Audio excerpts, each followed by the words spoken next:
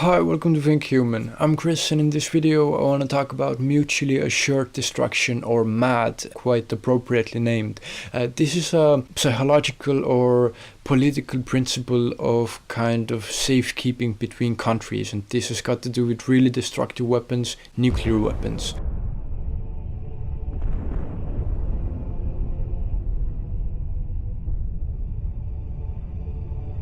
And nuclear warheads, the country leading with the most nuclear weapons is Russia, with near 10,000 nuclear warheads. They're active any minute, ready to go. The second is United States. After that comes France, then China. But France and China already have way less. It's in the hundreds, but Russia, United States have in thousands. It used to be way more than that. So reducing the amount of nuclear weapons has really, developed, at least to some extent. We don't have as absurd amounts as we used to have before, so we have a little bit less, but 10,000 is enough to properly destroy the earth, so it's quite absurd. Anyway, so both of these countries, Russia, United States, both have nuclear warheads ready to go at any moment's notice to the main capitals of the other country, all the direct military targets, whatever, hits the most, hurts the most, if they hit there. And so the principle is, this mutually assured destruction MAD, is that, let's say, if Russia would launch a nuke at the United States, then United States would see immediately that the nuclear warhead is coming, and they would immediately retaliate. Within minutes of noticing, they would send, if Russia would send one, they would send 10 or 100 to make sure that whoever sends them this weapon will pay for it, and the effects will be devastating for that. Same way, Russia, exactly in the same way, ready at any moment. If anything might seem to be coming from United States, Russia can immediately retaliate and shoot way more and do much more damage. So the principle is that whoever dares to attack anyone else, the consequences will just be so bad that it's just not worth it. This is the kind of deterrent, and it's argued that this is one of the main reasons of safety in our time right now, that this is one of the main things, this principle of mutually assured destruction. This is what keeps kind of peace. Because if anyone would do anything as drastic as launch a nuclear missile, the consequences for them will be just so drastic, and it's just not worth it. And so the idea being that as long as superpowers have these really powerful weapons, that it's safe, because no one will dare to make the first move, because it's just no point, and there's so many mechanisms. Even there's, first of all, so many nuclear weapons, you can't target them all at the same time, so it's guaranteed that the other country will shoot back.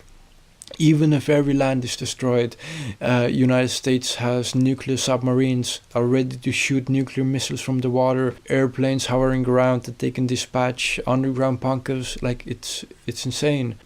What kind of game these kind of countries are playing? It's bizarre when we think about that we all live on the same planet and we're all human beings, but we have this kind of systems in place that, it's a reality that right now we have this capacity to destroy hundreds of millions of people, billions of people. We could destroy all life on the planet if we just wanted, if some people would just press some buttons.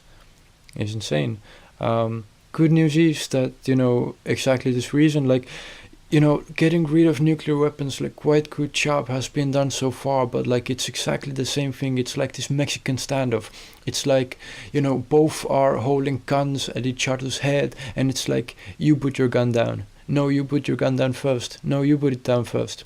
And it's who is the first one to lose all nuclear weapons? Because obviously if you do lose all your nuclear weapons, if something happens, the other side could immediately, they have the advantage, the upper hand. So, you wouldn't really put your gun down first. So how to make sure that, we all do it together and safely. And But this is fine, because it's going in the right direction, and as we said before, we are just in this kind of teenager stage as humanity and civilization. This is just kind of a weird phase that I'm certain we will grow out of. We will either grow out of it, or we will have a horrible war and we blow everything up. But if we survive into the future, this will be history, and people in future generations will look back at this and they will be like, wow, like this is crazy, like this is the world we lived in, like people, you know, pretending to get along and like living normal lives, but you know, in actuality, you're at any moment you're ready to kill millions of people,